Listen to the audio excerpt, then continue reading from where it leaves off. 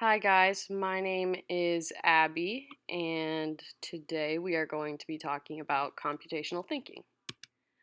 So, what is computational thinking? Our definition is a type of problem solving in which you break down the problem into its smaller parts and figure out how those parts work together.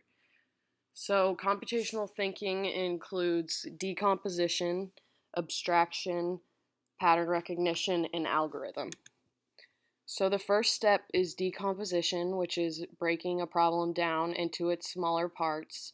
And this is important because it makes tasks easier to manage and it makes them a bit less overwhelming.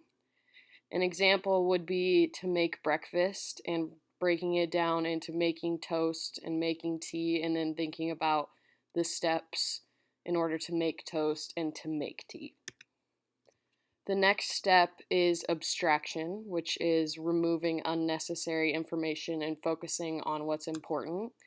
And a little example we have here is the plane, submarine, and the car. And in this example, the unnecessary parts would be the plane's wings, the fins on the submarine, and the wheels on the car. And then the important information would be the similar body shapes and body structures of these three different things.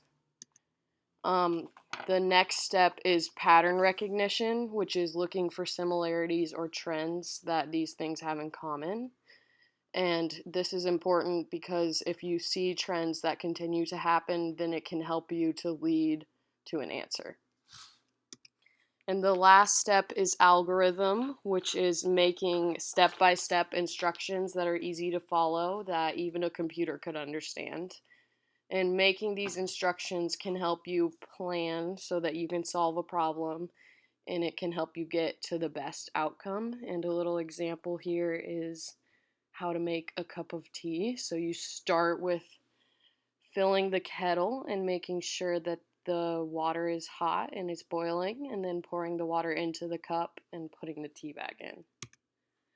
And now that we know what computational thinking is, we're going to apply it to help understand plant growth.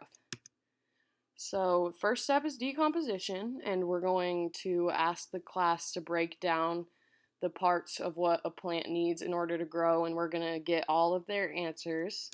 And then we're going to use abstraction, and we're going to help them to determine what the most important parts are for all plants, which is sunlight, water, soil, and a seed.